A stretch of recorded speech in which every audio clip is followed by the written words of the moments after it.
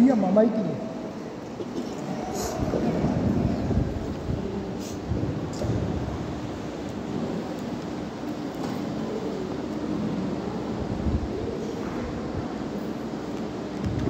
ఈ దినము కొరకు ఏర్పరచబడిన సువార్త పాఠ్యభాగము యోహాను సువార్త 5:19 నుండి 29 వచనాలు రాయబడినది. కాబట్టి యేసు వారికి ఇందు ప్రత్యుత్తరం ఇచ్చింది, తండ్రి ఏది చేయటం కుమారుడు చూసినో అదే తనంతట తాను ఏది చేయలేరు. ఆయన వేటిని చేయను వాటిని కుమారుడు అలాగే చేయను. తండ్రి కుమారుని ప్రేమించుచు తాను చేయి వాటినకు ఆయనకు అగుపరుచున్నాడని మీతో నిశ్చయముగా చెప్పుచున్నాను. మరియు మీరు ఆశ్చర్యపడినట్లు వీటికంటే గొప్ప కార్యములు ఆయనకు అగుపరచును. తండ్రి మృతులను ఎలాగే బ్రతికించును అలాగే కుమారుడు తనకిష్టం వచ్చిన వారిని బ్రతికించును.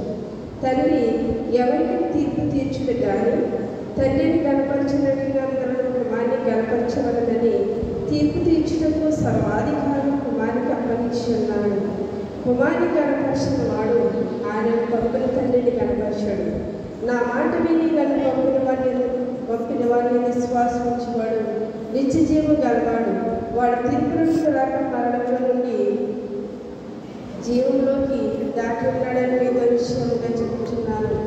మృతులు దేవుని కుమారుని శబ్దం విని గడియ వచ్చుచున్నది, ఇప్పుడే వచ్చి ఉన్నది. దానిని విలువారు జీవించినట్టు మీతో నిశ్చయముగా చెప్పుచున్నాను. తండ్రి ఆలకు తనంతట తానే జీవము గలవాడే ఉన్నాడు. అలాగే కుమారుడు తనంతట తానే జీవము గలవాడు ఉండటకు కుమారునికి అధికారం అనుగ్రహించును. మరియు ఆయన మనిషి కుమారుడు కనుక తీర్పు తీర్చుటకు తండ్రి అధికారం అనుగ్రహించింది. దీనికి ఆశ్చర్యపడబడి ఒక కాలం వచ్చుచున్నది.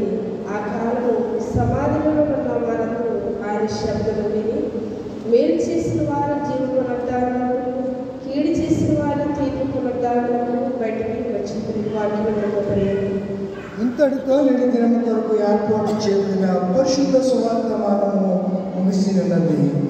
ఓ